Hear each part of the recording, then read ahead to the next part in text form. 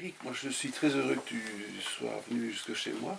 Ben, avec grand plaisir. Toujours les mains remplies comme c'est Nicolas. On est entre voisins pratiquement. De toute façon, entre voisins, c'est vrai. Ouais. Mais comment fais-tu pour trouver les perles que tu édites? Parce que je viens de recevoir encore quelques ouvrages qui sont là derrière moi. Passionnant voyage que j'ai chroniqué, les deux frères. Oui. Les écrits, enfin, sur Malraux, somptueux. Il y en a un troisième que je vais découvrir, sans parler de civilisation qui date déjà de quelques mois, mais chaque fois ce sont des perles. Quel est le flair de l'éditeur? Mais il n'y a pas deux fois la même histoire. C'est chaque fois une histoire différente. Mais en gros, pour un tout petit éditeur indépendant comme nous, enfin comme moi, puisque en fait je suis seul chez Nevicata, j'ai l'un ou l'autre collaborateur extérieur, mais je mène la barque, si je puis dire, seul. Donc c'est assez compliqué, mais passionnant. En fait, au début, quand on commence, on crée un catalogue de maisons d'édition, évidemment on est totalement inconnu. Personne dans les agents, dans les libraires, les autres éditeurs, etc. ne vous connaît. Et donc les distributeurs, etc. Donc il faut créer son catalogue et aucun auteur ne va venir vers vous proposer son manuscrit puisque vous n'existez pratiquement pas. Donc les premiers bouquins il y a une dizaine d'années maintenant, Nevicata a publié, étaient des livres où en fait moi j'ai fait les démarches pour essayer de convaincre un auteur ou voilà, de publier chez nous. Après, le succès venant, un bouquin fonctionne, donc marche et convainc des libraires, trouve son public, etc. Et donc, au bouquin suivant, eh bien, on arrive à dire, voilà, ben, vous voyez, à l'auteur, je dis à l'auteur, vous voyez, tel bouquin, on l'a fait, il a marché, etc. Et ça vous intéresse qu'on publie? Ah oui, ok, d'accord. Donc, petit à petit, au début, il fallait tout aller chercher. Petit à petit, on commence à recevoir des propositions. On commence à rencontrer des gens, on commence à avoir des idées en disant mais oui, mais telle personne, je la verrais bien écrire, hein, ou telle personne a publié déjà sur ce sujet, donc on pourrait peut-être lui demander d'eux, etc. Donc petit à petit. Et puis, de plus en plus, on commence à recevoir le succès venant, hein, succès entre guillemets parfois, mais quand même la réputation, la visibilité venant, eh bien on reçoit de plus en plus de manuscrits. Et aujourd'hui, après 10 ans, eh bien, je reçois entre 5 et 10 manuscrits par semaine chez Nevicata. Bon, là-dedans, il y a de tout, évidemment. Il y a des choses qui ne correspondent pas du tout, par exemple, à ce que nous faisons. Par exemple, je reçois très régulièrement des manuscrits de romans. Il se fait que nous ne publions pas de romans. C'est un choix éditorial tout à fait subjectif, mais c'est notre ligne éditoriale. On publie des essais, des livres d'histoire, des biographies, des récits de voyage, mais pas de romans. Voilà. Souviens-toi, on s'est connus comme ça un petit peu parce que j'avais vu un grand article dans un journal concernant Jean Bourgeois. Jean Bourgeois que j'avais rencontré en étant libraire à Knock, qui venait proposer ses ouvrages, et puis j'apprends qu'il vient de sortir quelque chose et qu'il y a quelque chose organisé à Watermal-Boisfort. Je vois maison d'édition et je tombe sur toi. Oui. Et c'est comme ça qu'on s'est vu la première fois. Voilà, tout à fait. Et donc pour prendre l'exemple de Jean Bourgeois, qui est donc cet alpiniste aventurier belge absolument incroyable, eh bien ce monsieur a appris, ou a lu, ou a découvert l'un de nos premiers livres, qui était un livre de montagne, donc un peu son dada, si je puis dire. Et il a vu que l'éditeur était à Bruxelles, était en Belgique, enfin, et donc il a dit, ben voilà, et via un ami, eh bien, on a été mis en contact, et puis moi, quand j'ai eu un contact avec Jean Bourgeois, il me dit, oui, mais c'est une personnalité énorme, donc ça va intéresser non seulement le public, le lectorat belge, parce que c'est une personnalité ici, mais aussi en France, qui est notre principal marché pour le livre, hein, et puis en Suisse aussi, parce que les histoires de montagne, etc. Donc tout le public francophone, a priori.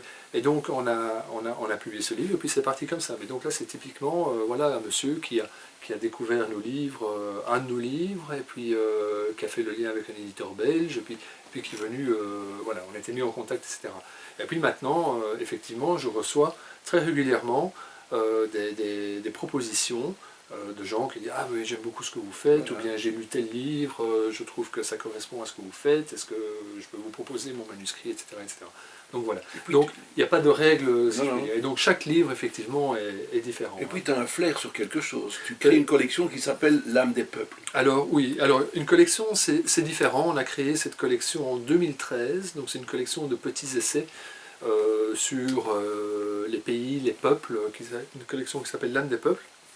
Aujourd'hui, on a déjà à peu près 70 titres publiés dans la collection, donc ça tourne très bien. Elle a vraiment trouvé sa place, une vraie identité, une vraie présence. Et ces petits essais, en fait, bon, c'est particulier parce qu'on doit créer ce qu'on appelle un effet de collection quand on crée une collection. Donc c'est très risqué au début.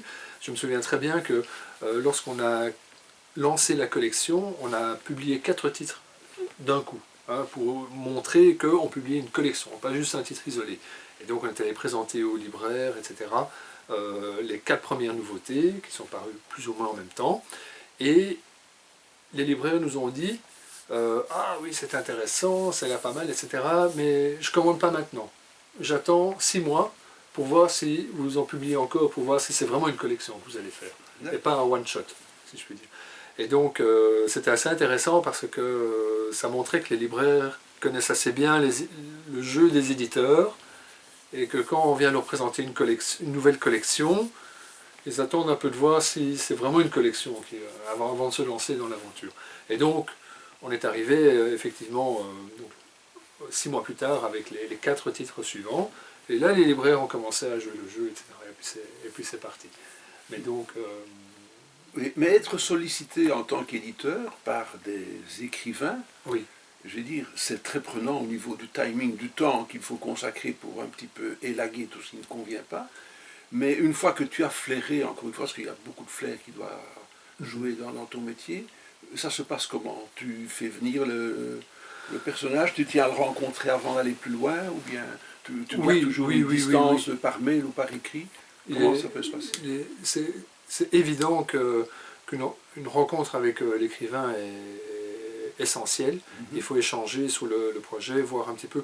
Il faut que l'éditeur puisse dire, voilà, j'ai lu votre projet et moi je le vois comme ceci.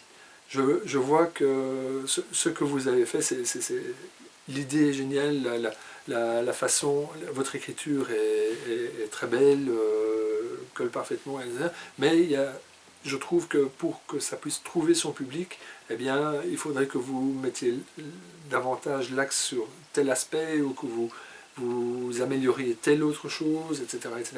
Donc là commence tout un processus d'échange entre l'éditeur et l'auteur qui est à la fois qui est au cœur du métier de l'éditeur. C'est vraiment comme le mot editing en anglais, c'est vraiment ça. C'est cette symbiose que tu peux créer. Voilà, exactement. Et donc l'auteur est demandeur aussi de ce travail, voilà. Et ce conseil, si on peut dire, ou cet accompagnement que l'éditeur peut lui apporter pour faire mûrir son texte et pour qu'il colle bien à ce que le public peut attendre. Parce que aussi bien l'éditeur, mais surtout l'auteur, est très fort dans son monde et peut s'imaginer que le sujet qu'il aborde, tel qu'il l'aborde, va trouver son public. L'éditeur, lui, est un peu extérieur, et donc voit ça avec un petit peu de distance, et peut dire non, je trouve que vous devriez axer davantage sur ceci, etc., de façon vraiment à caler avec ce que l'éditeur perçoit comme étant l'attente du public. Donc ça, c'est vraiment une collaboration qui s'instaure entre les deux. Et donc, on reçoit parfois des manuscrits qui sont absolument passionnants, on sent vraiment qu'il y a un potentiel génial, mais c'est un fouillis inextricable, c'est confus, etc. Il faut structurer, etc. Et là, l'éditeur arrive en disant, voilà, ok, mais il faut un fil conducteur, est-ce que vous pouvez, voilà, un peu y retravailler pour lui donner davantage de structure, de fluidité, en gardant toujours en tête le confort de lecture du lecteur final. Ça, c'est fondamental. L'éditeur doit se mettre à la place du lecteur et s'imaginer une personne qui n'a jamais entendu parler du bouquin, le découvrant et devant plonger aisément dedans, sans réticence. Toujours, par exemple, éviter qu'un lecteur qui découvre, qui lit un paragraphe doit lire 2 ou 3 fois une phrase pour bien la saisir. Non, c'est qu'elle est mal écrite ou qu'elle est trop compliquée. Donc il faut, ça c'est vraiment un travail que doit faire l'éditeur, accompagner l'auteur là-dedans, etc., etc. Enfin, il y a plein de choses, c'est assez passionnant. Oui. Je présume que tu n'es pas arrivé comme un habitant de la forêt amazonienne avec un panier de... Dans donc l'émission, tu étais armé, tu étais déjà armé, tu avais un certain bagage, mais donc tu démarres la maison, oui. Tu as déjà quelles ambitions à ce moment-là? Bon, en fait, moi j'ai commencé. Donc d'abord j'ai fait des études de droit. Donc voilà, je suis juriste de formation, mais j'ai jamais travaillé comme juriste. Mais à l'époque, donc on est dans les années 90, on doit encore faire son service militaire. Et donc après mes études, eh bien, quelques mois avant d'entrer à l'armée, eh bien, je fais un stage dans une maison d'édition qui s'appelait à l'époque du culot.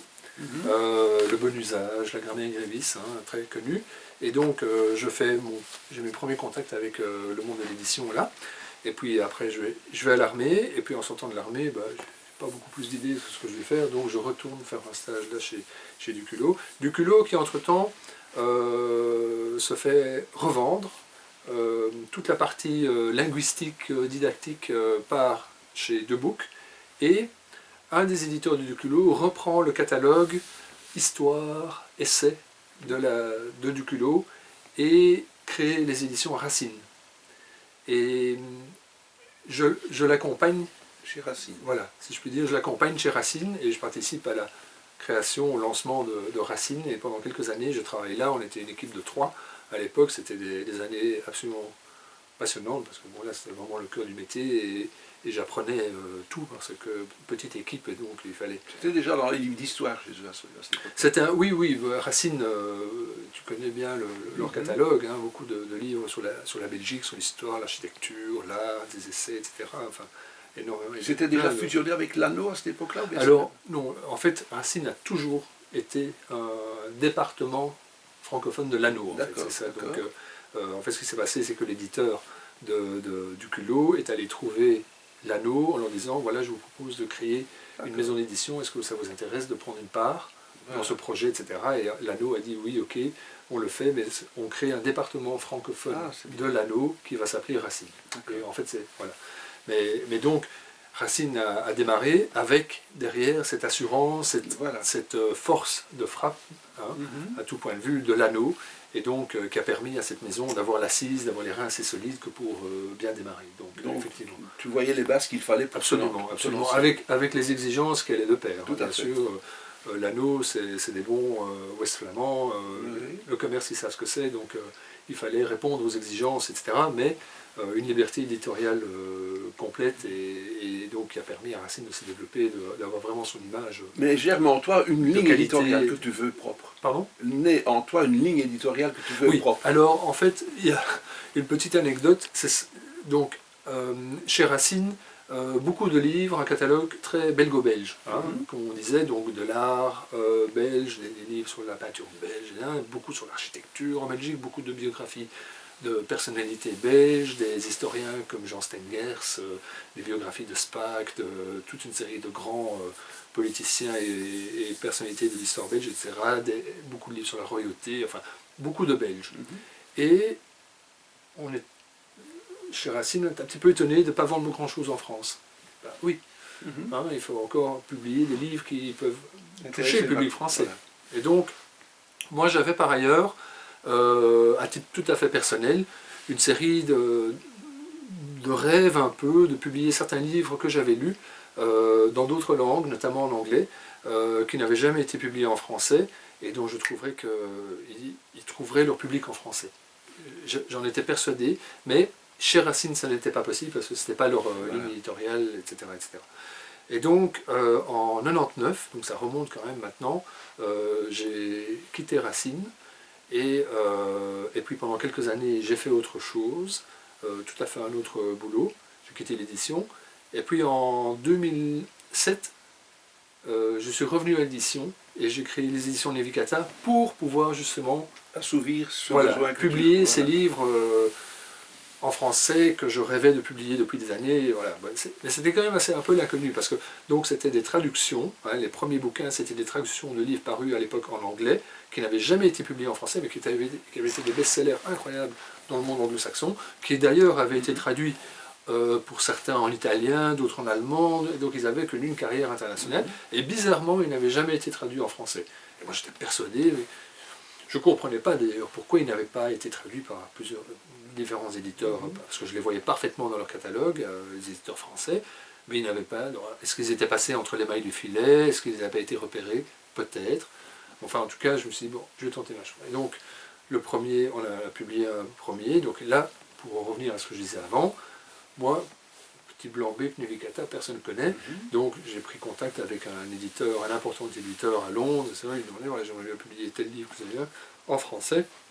Est-ce qu'on peut négocier les droits, etc. Et donc bon voilà, il a fallu pas mal d'efforts de persuasion, etc. Bon, à un moment donné, j'ai réussi à signer pour un premier livre, et puis on l'a publié, et puis voilà. Comme ça, et ça a démarré comme ça petit à petit, ouais. Puis un deuxième, puis un troisième, et puis voilà, petit à petit, ça a démarré comme ça.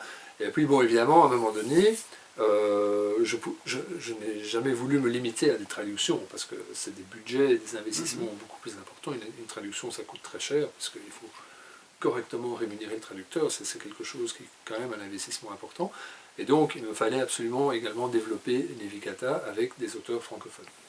Donc, il ne fallait pas de traduction. Et puis aussi pour avoir des auteurs qui puissent rencontrer leur public, hein, qui soient francophones, qui puissent rencontrer leur public, échanger dans les librairies, dans les salons du livre, des choses comme ça. Et donc voilà, donc petit à petit. Mais j'ai continué à faire des traductions, et par ailleurs, je continue à développer maintenant des auteurs francophones, francophone. Mais je reviens encore à l'âme des peuples. Hein, oui. Quand est-ce que cette fibre-là te donne à te lancer dans ce challenge? Parce que c'est un challenge, évidemment. Parce qu'il faut aimer parler des autres, il faut aimer parler des autres cultures, évidemment. Oui. Tu as déjà ce besoin. Oui, parce que, voilà, moi j'ai une passion pour... quand j'étais enfant, j'ai vécu à l'étranger, j'ai vécu en Angleterre pendant longtemps, parce que mon père travaillait en Angleterre, donc évidemment on a accompagné, j'ai fait toutes mes primaires à l'école anglaise, etc. Donc voilà, j'étais un petit peu baigné. Bon, c'est pas une culture très exotique par rapport ici, c'est pas au bout du monde, mais enfin quand même c'est un petit peu différent. Et donc peut-être qu'à cette époque-là, c'est développé le goût d'être à l'étranger, et puis de voyager, etc. Et tout. Et donc la lecture dans une autre langue, en anglais en l'occurrence, et donc voilà, l'envie de bouger, de voyager, aller découvrir un petit peu ce qui se fait ailleurs, enfin voilà, quelque chose de très, très classique. Et alors, la ligne des éditions Nevicata s'est calquée un peu là-dessus, c'est-à-dire que j'ai cette ligne de littérature de voyage, ou littérature très importante, c'est pas du récit, c'est pas du guide, c'est de la littérature, donc très important. Et puis alors, est apparue cette idée d'une collection, donc différent de publier des livres individuels, des essais, des biographies, un livre d'histoire, etc. Publier une collection de petits livres. Alors ça, c'est une aventure un peu différente, qui est dans notre ligne quand même de littérature de voyage, mais qui a une identité bien propre. En fait, la collection L'âme des peuples, ce sont des petits livres qui font chacun 96 pages, qui ont un petit format poche, qui sont vendus 9 € pièce, vous voyez, donc c'est vraiment une petite collection. Chaque livre a le même format, le même nombre de pages, le même prix de vente, etc. Ils ont une identité visuelle, graphique, de couverture qui est très propre, qu'on reconnaît très très bien. Et donc cette petite collection, en fait, répond à une idée qu'on a eue avec un ami journaliste suisse qui était basé à Bruxelles, qui couvrait l'Europe pour un journal de Genève. Et on s'est rencontrés ici à Bruxelles. Et à l'époque, il couvrait la fameuse crise financière grecque, la crise de la dette grecque, la crise de l'euro. Et il a fait pour son journal suisse qui s'appelle Le Temps de Genève, il a fait une interview d'un philosophe grec qui s'appelle Stellos Ramphos. Et le philosophe, dans l'interview, le gars il dit tant que l'Europe, tant que le FMI et les grandes institutions internationales n'auront pas compris le peuple grec, aucune solution à la crise ne fonctionnera. Il faut d'abord comprendre les peuples pour pouvoir sortir des crises. Et donc, dans cette interview, dans le temps, a eu beaucoup de répercussions à Bruxelles, au point que le philosophe en question a été invité au Conseil de l'Europe pour faire un exposé devant Van Rompuy et tout ça, pour développer son idée, etc. Et chez Richard, donc le journaliste suisse en question, eh bien, a germé cette idée qu'il manquait des petits livres, une collection de petits livres qui justement répondent à cette question. Comment comprendre les peuples? Comment comprendre l'âme des peuples européens pour mieux mutuellement se comprendre entre nations européennes, etc. Apprendre à connaître l'autre, voilà. Et donc, voilà, l'idée de la collection a démarré comme cela. Et très rapidement, l'idée est venue de sortir des pays européens, de publier des livres sur des pays hors Europe, voilà, sur d'autres continents, etc. Et voilà, de fil en aiguille, au rythme de 8 volumes par an, plus ou moins, eh bien, on arrive maintenant à... Tu peux nous en montrer quelques-uns? Ils sont... Ah ben voilà, oui, tout à fait. Donc voilà, vous voyez ici, ça c'est un des livres qui a très bien marché, sur le Rwanda, écrit par Colette Brackman, que je ne vous présente pas, bien évidemment. Un autre voilà, pays africain, la Russie, les États-Unis, mais vous voyez une identité graphique très marquée, très, très propre à cette petite collection, qui en fait, notre souci, lorsqu'on a créé la collection, c'était qu'elle puisse être très reconnaissable et que surtout on puisse bien comprendre qu'il ne s'agit pas de guide de voyage. Donc pas question d'aller mettre en couverture une photo d'un... voilà, comme sur un Lonely Planet, etc. On jurerait qu'il y a, je veux dire, une symétrie incroyable, mais ce sont chaque fois des dessins différents. Ah oui, absolument. C'est très beau. Chaque couverture reprend 2 symboles du pays, de la région ou de la ville concernée. Donc Bruxelles, c'est vite vu avec l'Atonium. Voilà.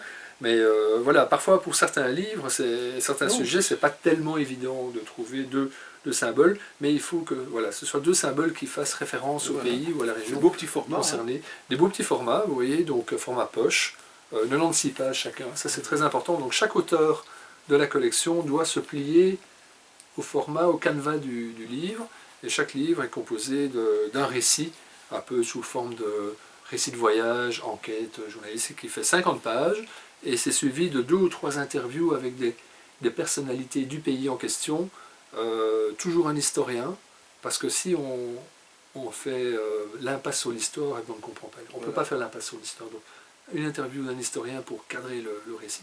Et puis après, une interview avec quelqu'un qui est plus dans les relations humaines, c'est-à-dire un sociologue ou un ethnologue, quelque chose comme ça. Et puis quelqu'un du monde culturel. Un artiste, un peintre, un écrivain, un chanteur d'opéra, voilà. Quelqu'un qui axe davantage sur le monde culturel. Et donc, l'ensemble crée une petite alchimie qui, ma foi, fonctionne merveilleusement bien. La collection a énormément de succès, tant en Belgique qu'en France et qu'en Suisse, donc nos 3 pays de prédilection pour la vente. Et alors, actuellement, eh bien, on fait des rééditions régulières de certains titres. Par exemple, ici, les États-Unis, ce livre sur les États-Unis est sorti juste avant l'élection de Trump. Eh bien, on vient de faire une 2e édition, parce que, évidemment, les choses bougent tellement que, voilà, une collection doit vivre, et tous les titres doivent être actualisés en permanence et tout, voilà. Alors, il y a une autre chose qui ne m'intrigue pas, mais que je trouve, géniale dans le cas de la promotion, c'est que lorsque tu es, ne fût-ce qu'à la foire du livre à Bruxelles, tu n'es pas seul et isolé. Non. C'est une association? Oui, tout à fait. En fait, j'ai été approché, alors mes premières fois du livre à Bruxelles, eh ben, j'étais sous ma petite table de 6 mètres carrés entre 2 parois. Voilà, le petit stand individuel où en fait on est très anonyme et très seul, et les journées sont un peu longues. Mais, et alors un jour j'ai été approché par 2 éditeurs français qui étaient également exposants à Bruxelles et qui faisaient un petit peu leur tour. Ils voient mon stand, etc. Et ils disent: ah, mais on a repéré ce que vous faisiez, etc. On voulait vous proposer de rejoindre une association qu'on a créée qui regroupe des éditeurs de voyage français, en l'occurrence. J'étais le premier belge à être sollicité. Voilà. Et alors, je dis oui, pourquoi pas, enfin, on s'est rencontrés, on a sympathisé, etc. Et puis, j'ai rejoint cette association qui s'appelle l'Union des éditeurs de voyage indépendants. On était 5 éditeurs à l'époque, enfin, j'étais le 5e à rejoindre, tous les autres sont français. Et, c'est une belle reconnaissance de la part de la profession. alors, c'est une reconnaissance vraiment sympathique parce que, bon, on est tous à peu près de la même taille, petits éditeurs indépendants, donc on n'appartient à aucune grosse structure ou quoi que ce soit. Et c'est la lutte continue pour la survie dans l'édition indépendante. Mais grâce à cette association, le but de l'association, c'est justement de s'entraider entre petits éditeurs, parce qu'on a cette ligne éditoriale commune qui est cette fameuse sans concurrence, littérature de voyage. On voit, c'est sans concurrence, et pourtant vous abordez parfois les mêmes sujets. Voilà, absolument. Donc on est tous éditeurs dans ce qu'on appelle la littérature de voyage, mais qui est un terme assez vaste, mais on ne se fait pas concurrence les uns les autres. Et donc maintenant on est 10 éditeurs, dans cette association. Ils sont toujours tous français, mais il y en a à Bordeaux, il y en a en Bretagne, il y en a à Paris évidemment, il y en a en Touraine, il y en aura bientôt un qui vient de la région Rhône-Alpes, etc. Et donc, voilà, tout ça, et ça nous permet par exemple, très intéressant, dans les salons du livre, que ce soit Foire du livre de Bruxelles, ou le salon du livre de Paris, à Genève, ou dans tous ces petits salons qui essaiment à travers la France, tous les week-ends, il y a un salon de du livre. De représenter quelque chose de poids. Nous sommes présents comme association d'éditeurs, et donc en prenant chacun, entre guillemets, 5-6 mètres carrés, au bout du compte, on a un stand de 50 mètres carrés, et l'ensemble de nos catalogues, c'est 1500 titres au total autour de la littérature de voyage. Donc une offre absolument unique en français sur la littérature de voyage. Donc les gens, ils trouvent leur compte à tous les coups, ils ouvrent des yeux comme ça en voyant. Et c'est un des rares exemples d'associations d'éditeurs indépendants qui fonctionnent. Maintenant, ça fait 10 ans que l'association existe, et ma foi, on en a vraiment besoin, parce que voilà, la situation actuelle est compliquée, et on doit vraiment s'appuyer les uns sur les autres. C'est une structure coopérative ou bien... C'est sous forme associative française, donc une association loi, je sais pas quoi, en France. Voilà, c'est les particularités de droit français, mais donc tout à fait classique. Et alors, ça nous permet, voilà, par exemple, en tant qu'association, de solliciter de temps en temps un subside auprès d'une région française pour une aide, par exemple, pour l'édition, une aide pour les déplacements, ou pour les frais de salon, enfin des petites choses comme ça. Voilà. On a eu une aide, par exemple, pour publier un petit catalogue envoyé au libraire, des petites choses comme ça. Ou bien, voilà. Ça, c'est très important. Et donc, certains des éditeurs de l'association font des salons pratiquement toute l'année, et dans toutes les régions de France. Si tu n'es pas là, il y en a quand même un. Exactement, on se représente les uns les autres. Voilà. Et donc, ce qui permet pour moi, petit éditeur bruxellois, X-Cellois, tout seul dans son coin, d'avoir mes livres présents en salon, donc en contact direct avec le public. Super. Dans tous les coins de la France, chaque week-end de l'année. Donc ça, c'est vraiment, vraiment intéressant, absolument. Des grands projets? Alors, toujours plein de projets dans la tête d'un éditeur. Après, aujourd'hui, la crise du Covid étant ce qu'elle est, certains de ces projets sont soit un peu ralentis, soit un peu reportés, mais les projets sont toujours là.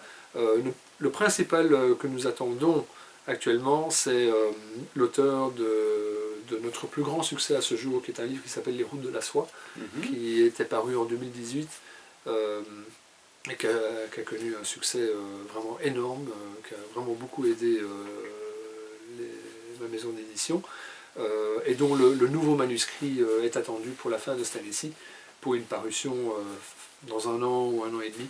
Mais donc ça va être un travail d'assez longue haleine. Après ça, entre-temps, il y a toute une série de projets évidemment en cours pour l'année prochaine.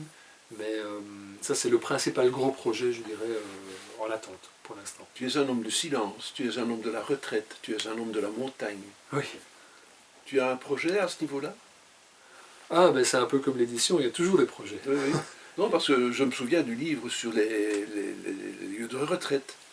Oui, oui, oui. Sur les abbayes, Oui, oui, oui. qui était un magnifique ouvrage aussi. Oui, oui. Oui, oui. C'est ça que c'était très ciblé, évidemment. Oui, alors effectivement, c'est d'une manière générale, un petit éditeur, pour moi, se doit d'être très ciblé, se doit d'être un peu niche. Essayer, mais comme c'est vrai dans plein de secteurs, dans tous les secteurs pratiquement de l'économie, quand on est une toute petite structure, il vaut mieux être très très bon dans sa niche à soi, pour sortir du lot, plutôt que d'essayer tout petit de faire de tout. Parce que là, on se met en concurrence avec les grands mastodontes qui, eux, font de tout parce qu'ils ont les moyens de faire tout. Et donc, on ne peut pas jouer la concurrence avec. Donc, il vaut mieux essayer d'être très bon dans sa petite niche, dans sa spécialité, pour essayer d'émerger là, et alors d'être meilleur que les tout gros qui essaient. Voilà. Bon. Et donc, il faut avoir cette ambition-là. Et donc, c'est ce que j'essaye avec les éditions Nivikata, c'est d'être... de rester dans ma niche. Par exemple, je disais tout à l'heure que je recevais beaucoup de manuscrits de romans, etc. Eh bien, j'ai pris la ferme décision de ne pas m'étendre sur la parution, l'édition de romans, de littérature de fiction, simplement pour ne pas brouiller l'image, si je puis dire, pour que l'identité de Nivikata reste extrêmement claire auprès des libraires et auprès du public qui nous connaît, de façon à ce que quand on va, par exemple, on prépare une nouveauté et que nos représentants vont la proposer, la présenter aux libraires, etc., ils disent voilà, j'ai une nouveauté de chez Nivikata. Ah oui, oui, Nivikata, c'est eux qui ont fait ceci, ceci. Ah oui, ça m'intéresse parce que ça va être comme ça. Tac.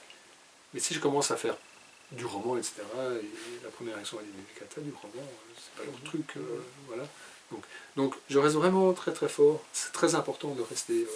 Voilà. C'est une question de clarté de notre propos, de notre démarche d'éditeur à l'égard aussi bien des libraires, qui sont évidemment fondamentaux pour un éditeur, hein, c'est notre point de vente, et puis pour le public, évidemment. Alors imagine, et j'imagine aussi, mais je m'excite déjà comme une puce, alors je me demande comment tu t'excites aussi comme une puce lorsque tu vois une émission de géopolitique, le dessous des cartes, et apparaît édition Nivikata.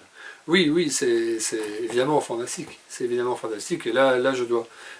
J'ai fait une démarche, un investissement, hein, si je puis dire, ça a coûté un petit peu d'argent, mais depuis la création de Nivikata, je collabore avec une attachée de presse à Paris. D'accord. Parce que, et ça c'est mon expérience de chez Racine, c'est que je constate que une demi-page dans un journal français, dans l'IB par exemple, aura plus d'impact à Bruxelles parfois qu'une page dans la presse belge. Et que les libraires seront davantage intéressés, et le public aussi, par quelque chose. Voilà. C'est comme ça, bon, on en pense ce qu'on veut, mais c'est comme ça. Donc, et puis d'une manière générale, il faut aussi me faire connaître en France, c'est évident. Et le public suisse ou les libraires suisses, ah ben, même chose. Ils vont peut-être d'abord lire les pages littéraires du Monde, de l'IB, de l'Obs, etc., avant de lire celles de la Tribune de Genève, etc. Et donc, concentrons-nous sur la France, et c'est le plus grand marché. 80-85% des livres que nous vendons, c'est en France. Donc, c'est vraiment là qu'on doit faire notre effort, et donc, c'est pas évident en étant basé à Bruxelles, mais bon, c'est comme ça. Et alors, donc j'ai pris une attachée de presse à Paris pour essayer de nous faire connaître en France, etc. etc. Et alors, voilà, c'est un effort. Et donc, aujourd'hui, ben, effectivement, le résultat est là, on est établi, on est reconnu. Maintenant, quand je contacte un salon du livre pour proposer un auteur, pour dire voilà, c'est un auteur que nous avons publié chez Nivikata, ah oui, Nivikata, ok, envoyez-moi des infos, etc. Bon, pas toujours comme ça, hein, mais souvent c'est comme ça. Les libraires, même chose, ah oui, Nivikata, etc. Ou alors on reçoit des infos, voilà, ah, vous êtes dans un salon, est-ce que vous avez quelque chose à nous proposer, etc. Donc, il y a une reconnaissance qui est là, et ça c'est évidemment très gratifiant. C'est vrai que ce ne sont pas des ouvrages de mode, ce sont des ouvrages qui restent, toujours à portée de main, oui. Qui sont intemporels. Je me souviens, je pense que ce Yémen, j'ai passé des heures somptueuses là. Oui, donc j'ai découvert un petit peu toute la géopolitique de la région, que je ne connaissais pas. On voit parfois à la télévision des événements, mais la façon dont le récit a été construit, tout se décante. Hein. Et on peut comprendre, comme tu le dis, disais dans une conversation, connaître l'histoire, la vraie histoire avec le grand H est très important dans ce genre d'ouvrage, quoi. Oui, je crois. Bon, c'est un autre débat évidemment, mais on vit dans une époque où on se rend compte que ça pourrait faire pas mal de bien de mieux connaître son histoire avant de se prononcer sur beaucoup de sujets d'actualité. Mais indépendamment de cela,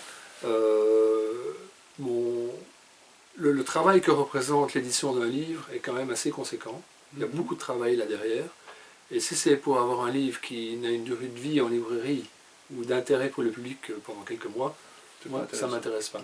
Moi, je veux que les livres que nous publions, eh bien, c'est un fond. Voilà, 2 ans plus tard, 3 ans plus tard, eh bien, il y a encore un sens, un intérêt à les acheter et à les lire. Donc, je ne veux pas. C'est un choix éditorial de nouveau, hein, purement subjectif, mais je ne fais pas de livres qui sont complètement scotchés, accrochés à l'actualité, voilà, et qui quelques mois après n'ont plus aucun intérêt parce que la mode est passée ou l'actualité est passée. Donc, voilà, ça c'est un choix éditorial, mais je trouve que par rapport au travail, à l'investissement que l'on fait pour sortir ces beaux objets, il faut que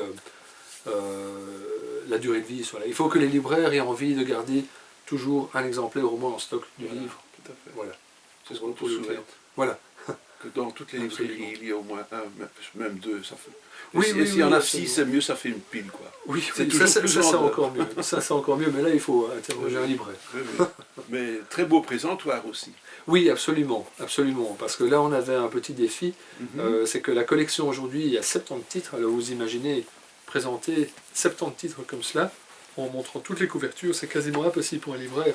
C'est un tourniquet que vous avez toujours? Voilà, exactement, et j'ai fait faire. On a travaillé avec un jeune gars qui a un atelier de menuiserie de bois à Molenbeek. Super, vraiment, il a fait un truc fantastique, un petit tourniquet qui nous permet de présenter 72 livres sur un petit tourniquet qui tient sur un comptoir, etc.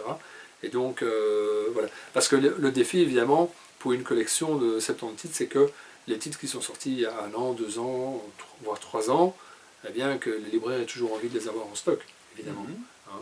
Et donc, parce que nous, on présente des nouveautés, tous les 6 mois, on présente une nouveauté ou 2 nouveautés, eh bien, il faut que le libraire continue à avoir un peu un panel de la collection à présenter. Et donc, comme il n'a pas la place, tout le monde va régulièrement en librairie, et on voit bien que les librairies débordent de nouveautés en permanence. Où est-ce qu'on pourrait mettre encore de la place? Et donc, les libraires n'ont pas la place pour montrer toutes ces couvertures. Et donc, l'idée du tourniquet. On va faire une petite pub, hein. Lisez le belge. Hein. Lisez le belge, bien sûr, bien sûr. Oui. Et pas que les auteurs belges, les éditeurs belges aussi. Voilà, tout à fait. Et n'oublions pas, et insistons, tu n'es pas un éditeur parisien, tu es un éditeur XLois. Ah oui, complètement. J'ai toujours été installé ici à Ixelles, et c'est très amusant parce qu'un jour, je me suis retrouvé j'ai appris qu'une librairie belge, je ne sais plus laquelle, bruxelloise, je ne sais plus laquelle, stabilisait nos livres. Ah ouais. Parce qu'ils étaient persuadés qu'on était français. C'est incroyable. C'est amusant. Hein. Donc je l'ai appelé, je lui ai dit, écoutez, vous savez, non seulement on est belge, mais on est... Presque voisins. Voilà, on est presque voisins. Et donc il ne faut pas stabiliser. Ah bon, ok, d'accord. Donc nous avons le nouvel ouvrage de Poléry. Oui. Enfin, en tant qu'éditeur. En tant qu'éditeur. Tu peux nous en parler? Alors la Via Francigena est le pèlerinage de Rome. C'est un itinéraire de pèlerinage, un peu comme Compostelle, si tu veux. Mais celui-là, il part de Canterbury, en Angleterre, il descend toute l'Europe, traverse les Alpes, par le col du Grand Saint-Bernard, par l'hospice du Grand Saint-Bernard, et puis descend en Italie, et puis toutes les plaines et les montagnes d'Italie, et les régions d'Italie jusqu'à Rome. Ça, c'est l'itinéraire de la Via Francigena, qui est historiquement la voie des Francs. Et c'est un pèlerinage historique qui est moins fréquenté que Compostelle, qui en fait lui est surfréquenté. Hein. Et il y a plusieurs chemins aussi comme ça? Il y a quelques variantes, mais tout se concentre quand on arrive en Suisse, parce que tout passe par le Grand Saint-Bernard. D'accord. Hein, c'est un peu comme un boulet. Et il y a un aspect assez intéressant, c'est que à Lausanne, donc en Suisse, au bord du lac Léman, dans la cathédrale de Lausanne, il y a une pierre, une dalle sur le sol sur laquelle il y a une croix qui est sculptée. Et en fait, cette croix marque le seul lieu où se croisent Compostelle et la Via Francigena.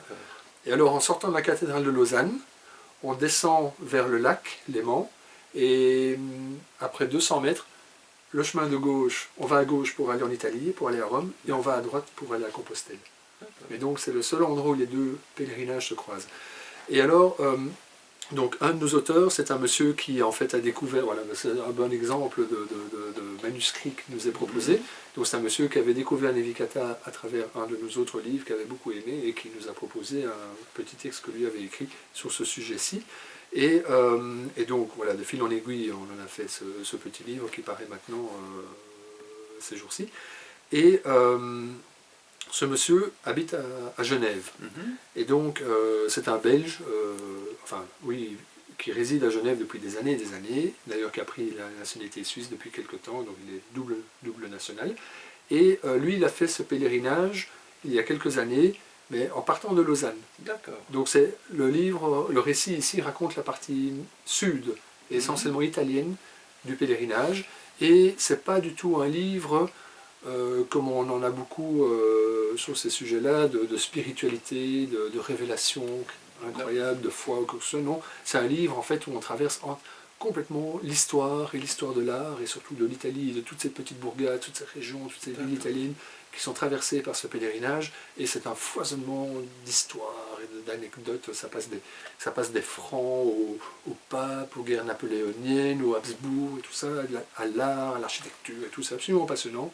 Et donc l'auteur traverse, qui lui-même en fait a vécu dans sa jeunesse, son enfance, a vécu en Italie, donc il a une passion, une connaissance remarquable de l'Italie et de l'histoire, et donc voilà, il raconte ce pèlerinage, évidemment, c'est quelqu'un de croyant, etc., et donc son pèlerinage, c'est parce que voilà, c'est une démarche de croyant, mais le livre n'est pas un livre de spiritualité, comme on a un livre religieux, je veux dire, c'était vraiment plus un livre d'histoire, et voilà, et de récits de voyage. Compostelle a ses coquillages, ils ont aussi une marque... Oui, le petit pèlerin, le petit moine en chasuble, comme au Grand Saint-Bernard, le chanoine, si je puis dire. Et alors, voilà, c'est vrai que, bon, ce livre aussi a cette originalité que c'est un des seuls sources à être écrit, un des seuls récits sur ce pèlerinage-là, alors que Compostelle, il y a des bibliothèques entières de livres sur Compostelle, et de tous les genres, etc. Et donc, ce qui nous a intéressé comme éditeur, c'est l'idée de pouvoir proposer, ce qui est quand même le pèlerinage de Rome, ce qui n'est pas anodin pour un croyant, mais donc un livre sur un pèlerinage important, mais sur lequel il n'y avait quasiment rien d'écrit. Alors, chers amis marcheurs, évitez le trafic, la foule. Oui. Plus qu'un seul moyen, précipitez-vous chez votre libraire. Voilà. Et là, vous allez découvrir. Et c'est un petit récit, il fait 160 pages, très rapidement lu, et chaque chapitre est divisé en régions. D'accord. Donc Vaud, Valais, Aoste, Piémont, Lombardie, Ligurie, etc. Ombrie, Toscane. Au niveau gastronomique, c'est intéressant. Ah, bien sûr, la gastronomie. Comment voulez-vous voyager en Italie sans passer par là? Tout à fait. La bonne après. Avec grand plaisir, merci beaucoup de pour longues minutes l'invitation. chez moi, mais elles sont passées très très vite. Oui, très très vite, mais merci beaucoup et bravo pour toute la promotion et l'aide que tu as. Tout le plaisir de découvrir l'ouvrage chaque fois, c'est ce qui est porteur. C'est découvrir la puissance de l'ouvrage. Bon après-midi à toi. Merci, à toi aussi.